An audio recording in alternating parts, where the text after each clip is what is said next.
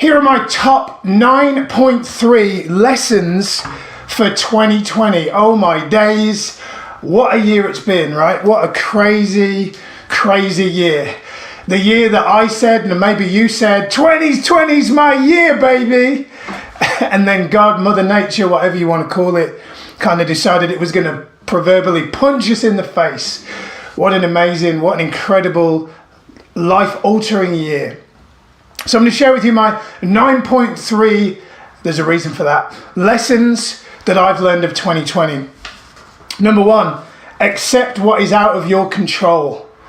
You know, if this year has taught us anything, it's that certain things are totally out of our control.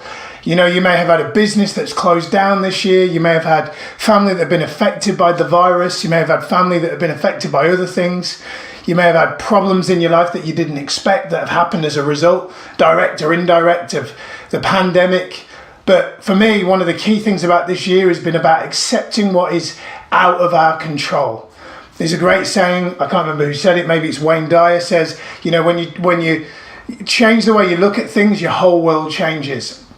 And so for me, accepting, right, when this whole thing happened, lockdown happened, my income went to zero, I went, right, that is out of my control. The pandemic, the lockdown, that's out of my control. So I'm not going to give it energy because I can't control it. It's like the weather. Oh, it's raining. I can't control that. So accept what is out of your control. That's my first one. Number two, judge less. Oh my word, this is still something that I'm working on. I'm not going to lie. Judging other people this year has probably been one of my biggest challenges. Like, not judging other people has been one of my biggest challenges. But one of my greatest lessons is when you judge less, you feel better. Anytime this year I've judged a family member, someone said something about me or to me that I didn't like, and I've judged them, I realise that doesn't make me better. In fact, that makes me worse, because the standard that I aim to live by is not a person of judgment. And what I've noticed is that when we judge other people, effectively it's saying that we can't see their point of view. So the second thing for me that's been really key this year is to be really conscious of judging less, and how important that is if you just want to feel good within yourself. Number three, consciously create states. What does that mean? Well, I have coaching clients that will come to me and say, I'm not feeling good today. And although they know that this coaching session is a time and place for them to be open and vulnerable, I always challenge them and say, you know, what have you done to create your state today? You see, a lot of people think that their mood, their emotions, their feelings are random. They're just kind of thrown upon them. But I'm here to tell you that how you feel in any given moment is a bit like kind of deciding TV channels. A lot of people are just kind of flicking through emotions randomly. They feel good because they make some money. Then they feel shit because they lose some money, right? I've got to tell you that the number one way to feel good consistently is to create your state.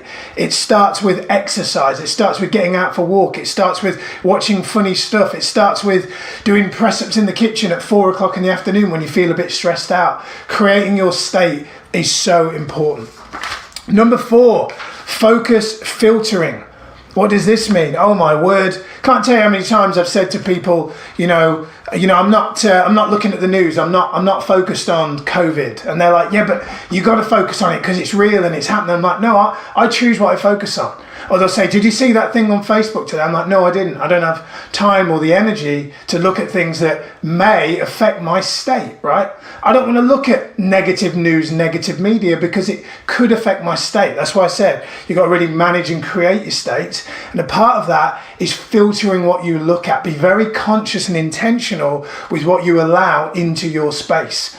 If you allow negative stuff in, you'll feel negative. If you allow positive stuff in, you'll feel positive. So be very conscious and focus and decide what you're going to focus on.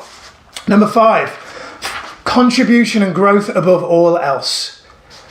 For me, one of my biggest things over the years studying the work of Tony Robbins is learning the 6 human needs model. And in that model, it states that we all have 6 human needs. And one of my biggest lessons when I went through that model the first time was I had a real high need for validation, for approval, for significance, and to know that I was worthy. It kind of stemmed from growing up with a father that was absent and then feeling that, does that mean I'm not worthy? Does that mean that I'm not good enough?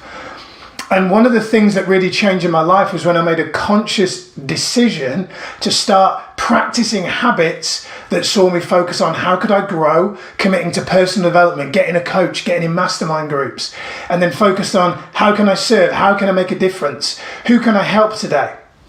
You ever had a time where you've not felt good and then you've helped somebody else and all of a sudden you feel better? That's contribution. So when you put contribution and growth ahead of, oh, how do I just protect this money that I've got? How do I make sure that my clients don't cancel? That's focused on significance and certainty. And that's like kind of almost like trying to hold a handful of water and ensure that it doesn't drop out of your hand. It's literally impossible. Number 6, score yourself in every area. What does this mean? Well, a lot of people come to me and they say, Miles, I'm struggling with work-life balance. I don't have work-life balance. And I say, balance is a myth. One of my coaches said to me, even the best yoga practitioners aren't fully balanced. Even if there's microfiber movements in their feet, they are moving, right? So balance doesn't exist. Let it go. All of you out there that are looking for work-life balance, it doesn't exist. You can't have it. If you're going to be successful in one area, something else is going to fall off. Like spinning plates, the guy in the circus that spins the plates, eventually a plate drops, right? So forget this whole work-life balance myth and instead focus on improving in every area. So I will, with my clients, I'll get them to score themselves out of 10 in their health, in their finances, in their romantic relationship, with their kids, with their mission. And whatever score they are, let's say health, they go on a 4, great. What does it take for you? What would be one thing you could do now to move you to a 5? So rather than focusing on work-life balance, just go, I'm going to score myself in every area. And every single day, I'm going to look at what I need to do today to improve that score. That is more likely to create the peace, I'll talk to you about that in a minute, that you're ultimately after. Work-life balance does not exist. Number 7, big thing for me this year, meditation. Go within. Meditation, I used to meditate kind of once in a blue moon, and now this year I made a decision when COVID hit. And something inside me said, this is the year for inner peace, my friend. This is the year where you really need to prioritize inner peace and not look for outside happiness, because that's out of your control, right? So instead of meditating what was sort of 2 or 3 times a week, if I remembered, I went, I'm going to immerse myself in meditation. Sometimes I'm meditating 2, 3, 4 times in a day. And the stress levels have gone down dramatically, significantly gone down in 2020, even though this has been arguably a very, very challenging year for all of us. Number 8, really, really key one, being over doing. What does that mean?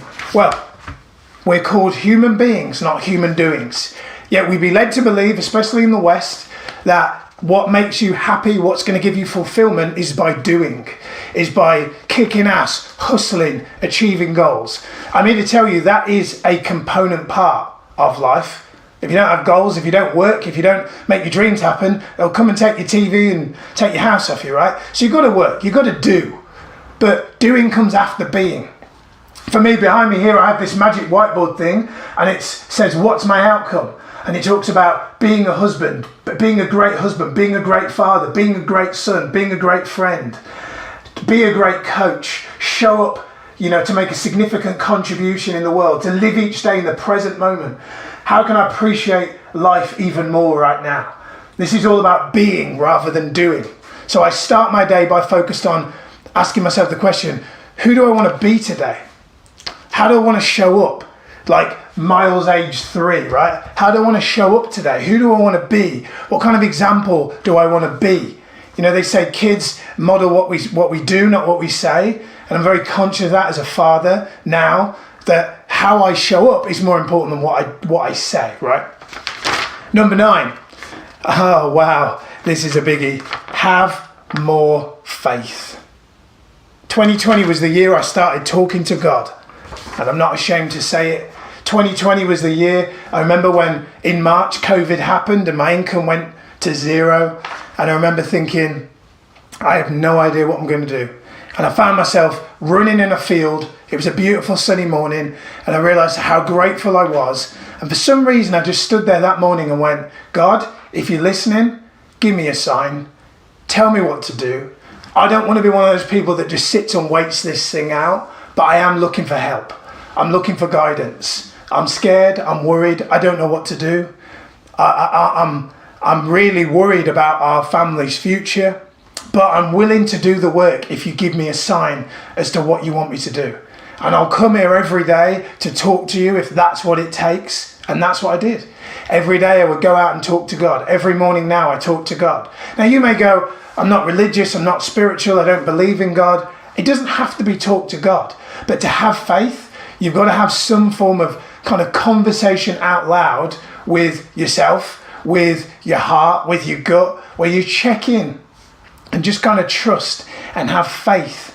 And for me, the easiest way to do that, if you're looking for a tangible thing to do, is to go out and talk to God. Now, you may not believe in God, but just go out into nature, in a field, in a park, and just say, hey, I'm having a bad day. What should I do about it? And just see what comes in. You know, I'm all for having a coach. I've got one. Being in a mastermind group. I'm in one. External voices, there's a time and a place for them. But I'm telling you, the biggest thing for me above all else this year was faith, and was having the courage to talk to God and ask for guidance and to ask for support. And then 9.3, this is where you've really got to fill in the blank. Do what makes you happy. I know what makes me happy. It's doing those 9 things. So I know what makes me happy, and you can model some of that if you like. But the key thing is for you to make you happy, you've got to decide what that is for you. I can't decide that for you. You've got to decide that for you. Hope you found this useful. Comment below. Let me know what you think. Let me know what your key takeaway is. Feel free to share it as well. God bless.